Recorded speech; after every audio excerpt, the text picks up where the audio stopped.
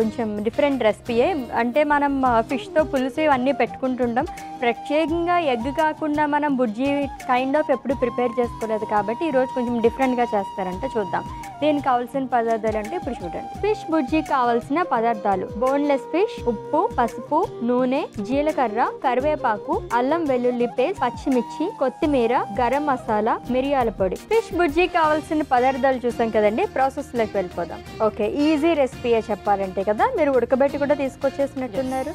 Okay, ఏం fish తీసుకున్నారు? ఇది వచ్చేసరికి సాల్మన్ వెరైటీ అశ్విని. ఓకే, ఇది కూడా సాల్మన్ వెరైటీ. ఎందుకు ఎక్కువగా ఇవే తీసుకుంటున్నారు? సాల్మన్, ట్యూనా, ఈ 2 వెరైటీస్ ఎక్కువగా తీసుకోవాలా సీ ఫుడ్లోని, దట్టు ఫిష్లోని? సో మనకి ఫిష్లో అదర్ వెరైటీస్ లైక్ ప్రాన్స్ కానీ అదర్ సీ ఫుడ్ ఉంటుంది. బట్ హెల్దీ ఫ్యాట్స్ కావాలి, గుడ్ ఒమేగా 3 ఫ్యాటీ యాసిడ్స్ కావాలి అంటే మనం ఎప్పుడైనా సరే ట్యూనా అండ్ సాల్మన్ వెరైటీస్నే ఇంక్లూడ్ చేసుకోమని చెప్తాం. అండ్ ఎస్పెషల్లీ ప్రెగ్నెంట్ ఉన్న వాళ్ళకి బెటర్ ఈ 2 వెరైటీస్కే స్టిక్ ఆన్ అవ్వమని చెప్తాం.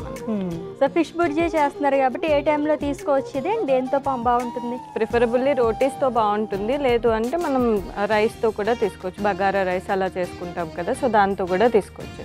Okay, so lunch and dinner. Okay, lunch and dinner ఎప్పుడైనా తీసుకోవచ్చు, మన ఇష్టం అదంతా. But quantity is important. Okay, so omega 3 fatty acids in case మనకి లోపిస్తే కనుక ఏంటి వచ్చే ఛాన్సెస్ ఉంటాయి? సో మనకి ఒమేగా 3 ఫ్యాటీ యాసిడ్స్కి ఎస్పెషల్లీ టెస్ట్ అంటూ లేదు. సో గుడ్ ఫ్యాట్స్ అనేవి తగ్గుతాయి అనమాట. అంటే మనము లిపిడ్ ప్రొఫైల్కి వెళ్ళినప్పుడు HDL అని చెప్పేసి ఒక వెరైటీ ఆఫ్ కొలెస్ట్రాల్ ఉంటుంది అనమాట ఆ LDL ప్రొఫైల్లో. సో అది తగ్గినప్పుడు మనము అది పెంచుకోవడానికి ఎక్కువగా ఇంక్లూడ్ చేసుకునేది omega 3 fatty acids. Okay, so ఈ ఒమేగా 3 ఫ్యాటీ యాసిడ్స్ ఇంకా మనం సీడ్స్ అని చెప్తాం, అవిసె గింజలు లేకపోతే చియా సీడ్స్, పొద్దుతిరుగుడు గింజలు, ఈ సీడ్స్ వల్ల కానీ లేకపోతే డ్రై ఫ్రూట్స్ వల్ల కానీ ఈ అవకాడోస్ వీటి వల్ల ఏంటి అంటే మనకి గుడ్ ఫ్యాట్స్ అనేవి పెరుగుతాయి. ఓకే, సో ఆ గుడ్ ఫ్యాట్స్ పెంచుకోవడానికి one of the source omega 3 fatty acids. Okay, good fats పెరిగితే కనుక ఏం ఉపయోగం? సో మన బాడీకి లైక్ ఆర్గాన్ ప్రొటెక్షన్కి ఇంపార్టెంట్ అండ్ హార్ట్ పంపింగ్కి, హార్ట్కి ఎస్పెషల్లీ మనకి గుడ్ అండ్ బ్యాడ్ కొలెస్ట్రాల్స్ రెండు ఇంపార్టెంట్ అనమాట. ఓకే, దాన్ని ప్రిపేర్ చేసుకుందామా? ఏం చేయాలి ఫస్ట్? సో ఫస్ట్ మనం స్టవ్ ఆన్ చేసుకొని ప్యాన్ పెట్టేసుకోవాలి. సో ఫస్ట్ దీంట్లో ఒక స్పూన్ ఆయిల్ వేసుకుందాం. సో మనకు ఆయిల్ కొద్దిగా వేడెక్కాలి.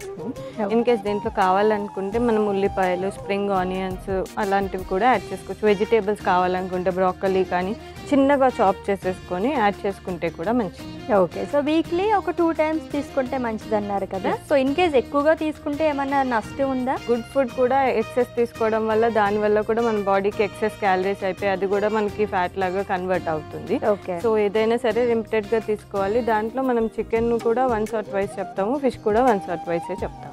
ఓకే, సో బికాజ్ ఎందుకంటే చాలా మటుకు కోస్టల్ ఏరియాస్లో ఉండేవాళ్ళు ఎక్కువగా తీసుకుంటుంటారు. నేను కూడా అలానే ఇది వరకు తీసుకునేదాన్ని కాకినాడ కాబట్టి. ఆల్మోస్ట్ వీక్లో ఒక 5 టైమ్స్ అయినా సరే ఫిష్ కానీ, ప్రాన్స్ కానీ, క్రాబ్స్ ఇవన్నీ తీసుకుంటూ ఉండేవాళ్ళనమాట. సో అలా తీసుకోవడం వల్ల అంటే ప్రాబ్లం అయితే ఏం అవ్వలేదు. అంటే అది డిపెండ్స్, లైక్ ఇప్పుడు లైక్ ఏజ్ గ్రూప్ బట్టి మనకి ఎఫెక్ట్స్ అనేవి చూపిస్తాయి అన్నమాట. ఇన్ కేస్ టీనేజర్స్ కానీ అలా తీసుకుంటే వాళ్ళు ఈజీగా దాన్ని డైజెస్ట్ చేసుకోగలరు. అట్ ద సేమ్ టైం ఏంటి అంటే ఎలక్ట్రోలైట్స్ అనేవి ఉంటాయి. అంటే సీ ఫుడ్ కాబట్టి మనకి సోడియం ఎక్కువగా ఉంటుంది, పొటాషియం లెవెల్స్ అబ్నార్మల్ అవ్వడం ఇలాంటివి ఎక్కువ ఎక్సెస్. అంటే చాలామంది బెంగాల్ సైడ్ వాళ్ళు కూడా ఎక్కువ ఫిష్ అనేది ఇంక్లూడ్ చేసుకుంటూ ఉంటారు. సో అలాంటి వాళ్ళకు కూడా కొద్దిగా kidney function test especially creatinine అవి డిస్టర్బ్ అవ్వడం అలాంటివి చూస్తాం అనమాట. సీరం ఎలక్ట్రోలైట్స్ ఇలాంటివి. సో ఎక్సెస్గా మాత్రం తీసుకోకూడదు. అంటే వీక్లో 6 days తీసుకోవడం అది మంచిది కాదు. ఇది హెల్దీయే, బట్ వీక్లీ 1 or 2 తీసుకోవాలి. సో మనకి ఆయిల్ వేడెక్కిపోయింది కదా, ఫస్ట్ కొద్దిగా జీలకర్ర వేస్తున్నాను. ఓకే, కొద్దిగా కరివేపాకు. సో సేమ్ మనం ఎగ్ బుర్జీ ఎలా ప్రిపేర్ చేసుకుంటాం అదే నా ప్రాసెస్ అంతా. ఓన్లీ ఎగ్ ప్లేస్లో ఫిష్ తీసుకొచ్చారు. అంటే ఫిష్ చాలామంది ఫ్రై వెరైటీసే ప్రిఫర్ చేస్తుంటారు, బట్ బుర్జీ లాగా కూడా బాగుంటుంది. చూద్దాం. ఎస్. సో నెక్స్ట్ వచ్చేసరికి కట్ చేసిన పచ్చిమిర్చి వేస్తాం. ఓకే, అండ్ దీంట్లోకి కొద్దిగా పసుపు, కొద్దిగా గరం మసాలా. ఓకే, లైట్గా వేస్తున్నాను. మనకు ఆయిల్లో ఫ్రై అయినప్పుడు కొంచెం టేస్ట్ మారుతుంది. సో లైట్గా వేసుకొని మళ్ళీ ఫిష్ యాడ్ చేసుకున్నాక యాడ్ చేస్తాం. ఓకే, ఆల్రెడీ ఉడకబెట్టి ఇలా బుర్జీ టైప్లో చేసి పెట్టుకున్న ఫిష్ని యాడ్ చేస్తాం. డన్.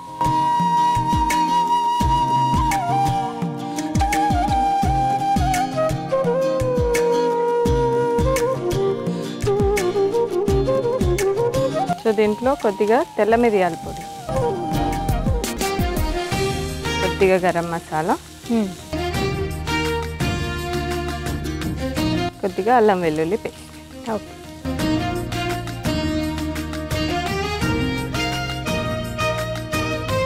దీన్ని కలిపేసుకోండి.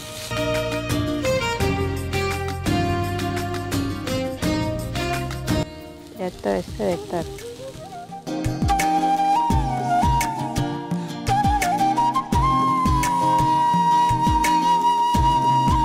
సో ఫైనల్గా కొత్తిమీరతో గార్నిష్ చేసి ఆఫ్ చేసేస్తాం. ఓకే.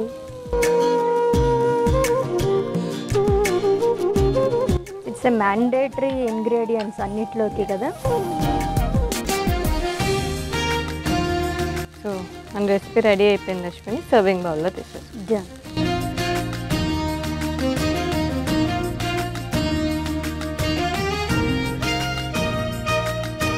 సో మన ఫిష్ బుర్జీ రెడీ అయిపోయింది అశ్విని. టేస్ట్ చేస్తాం. ఓకే. సో ఇది ఫిష్ అని కూడా తెలియట్లేదు. లైక్ స్పైసెస్ అవన్నీ ఉన్నాయి కదా, సో అవి ఎక్కువ డామినేట్ చేస్తున్నాయి ఫిష్ని డామినేట్ చేసేస్తున్నాయి స్పైసెస్. బట్ అవి లేకుండా ఫిష్ తినడం కష్టం కదా. ఓకే. దెన్ అలాగే జాయింట్ పెయిన్స్తో సఫర్ అయ్యే వాళ్ళు సీ ఫుడ్ అనేది ఇంక్లూడ్ చేసుకోవచ్చా, వాళ్ళు తీసుకోవచ్చా? ఇన్ కేస్ నాన్ వెజిటేరియన్స్ అయితే మనకి ఈ సీ ఫుడ్లో ఇందాక చెప్పుకున్నట్లు కాల్షియం ఉంటుంది, వైటమిన్ డి ఉంటుంది. సో ఆ రెండు కూడా ఈ జాయింట్ పెయిన్స్ అంటే ఎక్కువగా బోన్ రిలేటెడ్ ఇష్యూస్ కాబట్టి వాళ్ళకి రిక్వైర్మెంట్ అనేది ఎక్కువగా ఉంటుంది. సో వాళ్ళు కూడా ఇంక్లూడ్ చేసుకోవాలి. ఓకే. అవాయిడ్ చేయాల్సినవి అయితే ఎవరు ఉండరు, పర్సనల్గా ఏదన్నా అవి పడకపోతే తప్ప. అది పడకపోతే అండ్ కొద్దిగా ప్రెగ్నెంట్ ఉన్న వాళ్ళు చిన్నపిల్లలకి పెట్టేటప్పుడు ఈ మెర్క్యూరీ లెవెల్స్ అనేది సరిగ్గా చూసుకోకుండా ఉండడము, ఎక్కువగా మనం ఏంటి అంటే ఫ్రెష్ వాటర్ కాకుండా కొంచెం స్టాగ్నెంట్ వాటర్లో పెంచినవి అలాంటి ఫిషెస్ తీసుకోకుండా ఉంటే బెటర్ అనమాట. అవి తీసుకుంటే ఇవి వాటర్ మనకి easy source of contamination. So అలాంటి వాటిలలో మనకి పెరిగిన ఫిషెస్ తీసుకుంటే కూడా మనకి లైక్ హెల్త్ ఇష్యూస్ వచ్చే ఛాన్సెస్ ఉంటుంది. Okay. And main health benefits ఏంటండి సీ ఫుడ్ తీసుకోవడం వల్ల? సో ఒక బెనిఫిట్ ఆల్రెడీ ఇప్పటి వరకు డిస్కస్ చేసాము, గుడ్ కొలెస్ట్రాల్ అనేది పెరుగుతుంది. నెక్స్ట్ వచ్చేసరికి మనకి బాడీలో ఎక్కడైనా సరే ఇన్ఫ్లమేషన్ అంటే వాపులాగా ఉండడము, లేదు అంటే ఎక్కువగా యాక్ని రిలేటెడ్ ఇష్యూస్ ఉన్నా కూడా అది కూడా తగ్గుతుంది. హార్ట్ రిలేటెడ్ ఇష్యూస్ ఉన్న వాళ్ళకు కూడా చాలా బెనిఫిట్. ఫ్రెష్ వాటర్ అయితే బెటర్, అంటే మనకి సాల్ట్ వాటర్ నుంచి రాకుండా ఫ్రెష్ వాటర్ ఫిష్ అయితే బీపీ పేషెంట్స్కి కూడా ఇది చాలా మంచిది. ఓకే. సో చాలా హెల్త్ బెనిఫిట్స్ ఉన్నాయండి. ఫిష్ తినను అనే వాళ్ళు అయితే కనుక ఇదైతే గుర్తుపెట్టేసుకోండి, చాలా అన్నిటికీ ఉపయోగపడుతుందని చెప్పచ్చు అనమాట. సో టేస్ట్ చేశానా మరి? ఎస్, చాలాసేపు నుంచి వెయిట్ చేస్తున్నాను నేను. ఫిష్ బుర్జీ టేస్ట్ చేసే ముందు దీనికి కావాల్సిన పదార్థాలు, తయారీ విధానం ఒకసారి చూద్దాం. ఫిష్ బుర్జీకి కావాల్సిన పదార్థాలు: బోన్లెస్ ఫిష్, ఉప్పు, పసుపు, నూనె, జీలకర్ర, కరివేపాకు, అల్లం వెల్లుల్లి పేస్ట్, పచ్చిమిర్చి, కొత్తిమీర, గరం మసాలా, మిరియాల పొడి. ఫిష్ బుర్జీ తయారు చేసుకునే విధానం: ముందుగా స్టవ్ ఆన్ చేసి పాన్ పెట్టి అందులో నూనె వేసి, నూనె వేడెక్కిన తర్వాత జీలకర్ర, కరివేపాకు, పచ్చిమిర్చి, పసుపు, గరం మసాలా, ఉడికించిన ఫిష్ ని వేసి కుక్ చేసుకోవాలి. ఇప్పుడు అందులో మిరియాల పొడి, గరం మసాలా, అల్లం వెల్లుల్లి పేస్ట్, ఉప్పు వేసి కలుపుకొని మళ్ళీ కొద్దిసేపు కుక్ చేసుకోవాలి. ఇప్పుడు కొత్తిమీరతో గార్నిష్ చేసుకుని సర్వింగ్ బౌల్ లోకి తీసుకుని సర్వ్ చేసుకోవాలి. అంతే, ఫిష్ బుర్జీ రెడీ.